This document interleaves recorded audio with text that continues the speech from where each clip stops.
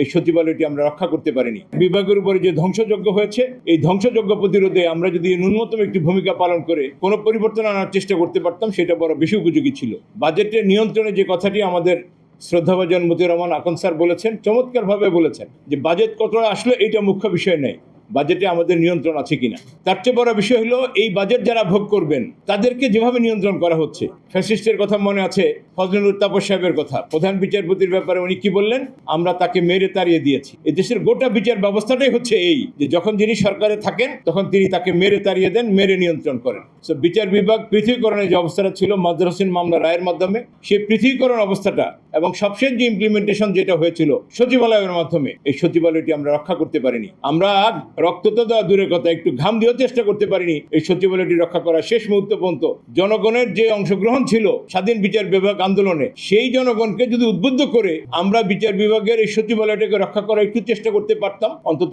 আগামী জেনারেশনের কাছে বলতে পারতাম যে বাজেটের ব্যাপারে যেভাবে আমরা আমাদের অংশগ্রহণ নিশ্চিত করার জন্য আন্দোলন করেছি, ঠিক তেমনি বিচার বিভাগ পৃথকীকরণের জন্য সবচেয়ে বড় যে উইপনটি আমাদের হাতে ছিল সচিবালয়টিকে রক্ষা করা। এই সচিবালয়টি রক্ষা না করার জন্য আগামী কত বছরে, কত শত বছরে বিচার বিভাগ স্বাধীন হবে, এবং এই স্বাধীন বিচার বিভাগ যদি না হয় এদেশের জন্য এই দুঃখ কোনোদিন বুঝবে না। তো আমরা আশা করছি আজকে লয়ার্স কাউন্সিল বাজেটের ব্যাপারে যে উদ্যোগ নিয়েছেন, একইভাবে বিচার বিভাগের উপরে যে দুর্যোগ এখন চলছে, বিচার বিভাগ পৃথকীকরণের জন্য যে আন্দোলন সংগ্রাম ছিল সেটির শেষ যে চেষ্টাটি ছিল সেই চেষ্টাটির জন্য অব্যাহত থাকে। কোনোভাবেই যেন সচিবালয় বন্ধ করে দিয়েও তারা একটি কথা বলেছেন যে স্বাধীন বিচার বিভাগের জন্য আমাদের চেষ্টা অব্যাহত থাকবে। সরকারের উচ্চ পর্যায়ের ওয়াদাটা বাস্তবায়নের জন্য যেই ধরনের আন্দোলন করা দরকার, যে ধরনের সংগ্রাম করা দরকার, লয়ার্স কাউন্সিল সেই ধরনের সংগ্রামে নিজেদেরকে নিবেদিত করবে, সেই প্রত্যাশা রেখেই কথা শেষ করছি।